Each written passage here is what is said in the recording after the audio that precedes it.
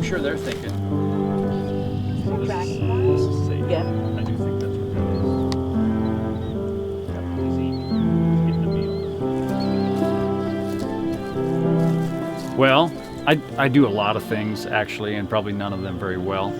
I do like to hunt and fish and camp, some of those things that maybe all wildlife biologists like to do. My wife and I also garden and take care of our property, and we have some pets, dogs, cats, a couple of goats.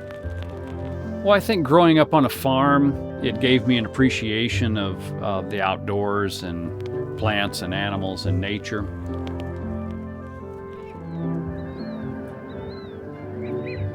On my family farm where I grew up, we had a pond and then a little creek channel that was maybe about a foot wide. And around that channel, it was all marshy and wetland. So I spent my childhood going and looking at the frogs and the plants and getting my shoes wet and muddy. And I really enjoyed it, and I enjoyed just being in that landscape, spending time in nature. I grew up hunting and fishing with my dad, and I thought that having a career in conservation would be pretty cool. And I thought in a state that has 97% private ownership, this would be where I could make the most difference. Wetlands are made up of three things: plants and water and an appropriate soil that will support that wetland hydrology. There's wetlands all along our rivers and streams in the state, wet meadows and backwater sloughs.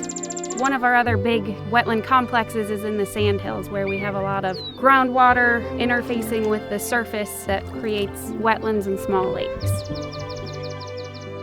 So I think in some people's mind, a wetland is a wasteland. You know, it's an area I can't use, or it's non-functioning.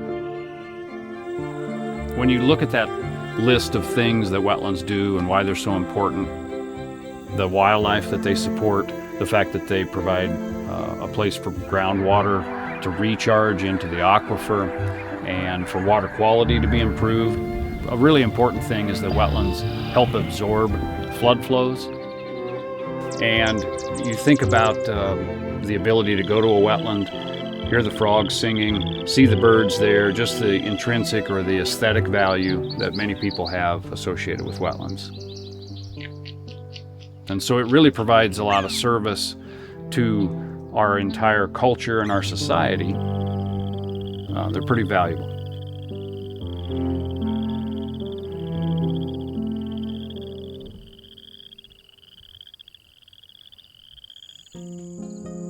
So the WRE program, Wetland Reserve Easement, is a program within the U.S. Department of Agriculture that the Natural Resources Conservation Service administers and oversees and helps deliver to private landowners.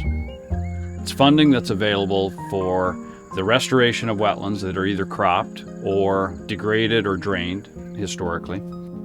We work to restore those with that private landowner, and then we also put an easement on that piece of property that really just restricts the ability to then drain that wetland and turn it into another use into the future.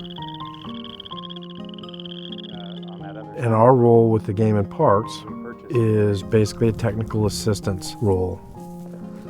We and Fish and Wildlife Service, and in a few instances other conservation partners, will provide some of the ecological guidance with the restoration. One of the main reasons that landowners sign up for conservation easements is they want to leave a legacy on the land. They want to make sure that their property is protected into the future. The WRE program has helped my farming operation in many ways. Really what you're doing is taking out of production farm ground that is typically vulnerable to erosion. It's vulnerable to affecting the waterways negatively. I just think it's a great program to go in, both financially and for the environment.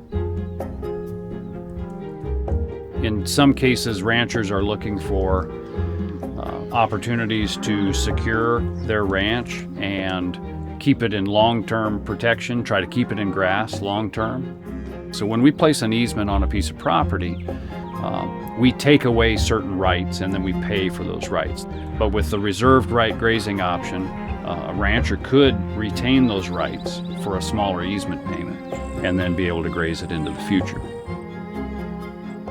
So another thought that sometimes landowners have is that, well, if I enroll in this program and I'm receiving government assistance for it and financial benefits from it, then it's open to the public and I have to allow other people to hunt or hike on it or whatever. And that is not a part of the program.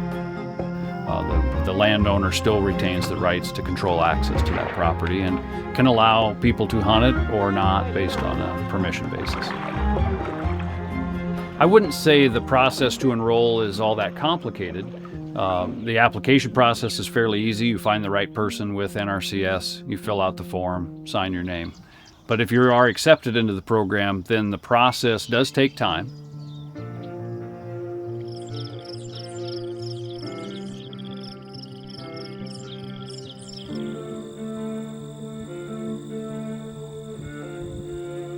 My favorite thing about working with landowners, it's the relationship part of it. And it's amazing how many times when a person stops and listens real close to what people value, to see how similar we are and how interested we are in doing good things and taking care of things in the long term for future generations.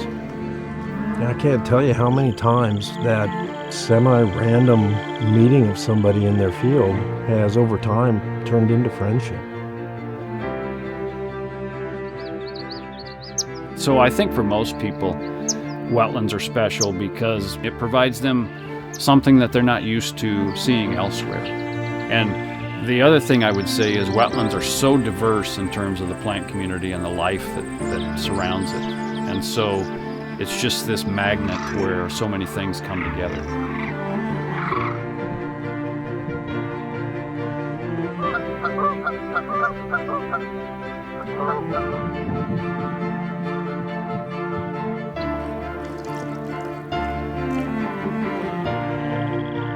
We've lost a huge number of wetlands across the state, but I think we have hit the low already and we're moving in the right direction.